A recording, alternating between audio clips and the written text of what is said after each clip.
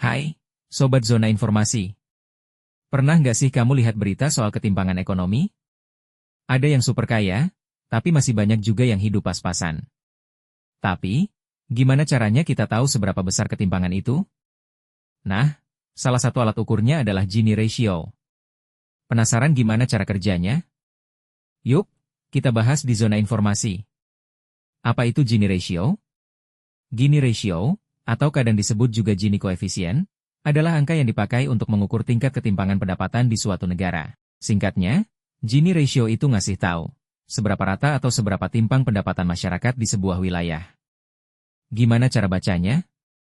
Sekarang, gimana sih cara bacanya? Nilai Gini Ratio itu antara 0 sampai 1. Kalau 0, artinya pendapatan benar-benar merata. Semua orang dapat bagian yang sama besar. Kalau 1, wah, itu artinya seluruh pendapatan cuma dipegang sama satu orang saja, yang lain gak dapat apa-apa. Gawat, kan? Dalam kenyataannya, gak ada negara yang punya Gini Ratio 0 atau 1. Tapi, angkanya seringkali jadi penanda. Makin dekat ke 1, makin parah ketimpangannya. Contoh nyata Gini Ratio di dunia. Biar gampang, ini contoh beberapa negara dan Gini Ratio mereka.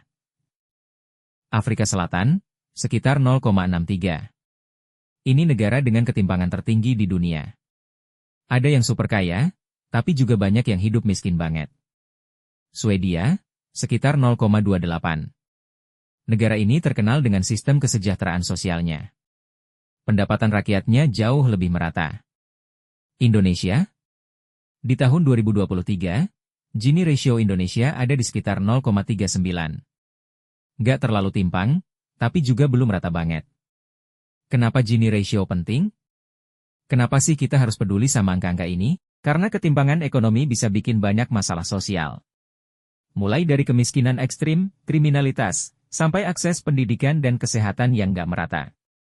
Jadi, pemerintah dan lembaga internasional sering pakai Gini Ratio buat ngukur keberhasilan program kesejahteraan. Semakin rendah Gini Ratio, semakin baik distribusi pendapatan di negara itu. Apa penyebab tingginya Gini Ratio? Terus, apa sih yang bikin Gini Ratio tinggi? Akses pendidikan yang gak merata. 1. Lapangan kerja yang terbatas. 2. Upah yang timpang antara sektor formal dan informal. 3. Warisan kekayaan yang cuma beredar di kelompok tertentu. Misalnya, kalau cuma orang kaya yang bisa sekolah tinggi, ya mereka yang bakal dapat pekerjaan bagus dan penghasilan tinggi. Yang lain, susah buat nyusul. Cara menurunkan Gini Ratio. Tapi tenang, ada cara kok buat nurunin Gini Ratio. Pemerataan akses pendidikan. Peningkatan program kesehatan gratis atau murah. Kebijakan pajak progresif. Orang kaya bayar pajak lebih tinggi buat subsidiin program sosial. Mendorong UMKM dan ekonomi kerakyatan. Kalau semua orang dapat kesempatan yang sama buat berkembang, Gini Ratio bisa pelan-pelan turun. Fakta unik tentang Gini Ratio. Tahu nggak? Gini Ratio itu ditemukan sama Corrado Gini, seorang ahli statistik asal Italia tahun 1912. Selain buat pendapatan, Gini Ratio juga bisa dipakai buat ngukur distribusi kekayaan, bahkan akses pendidikan dan kesehatan. Jadi, Sobat Zona Informasi, sekarang udah tahu kan, kenapa ada negara kaya yang warganya belum tentu semua sejahtera?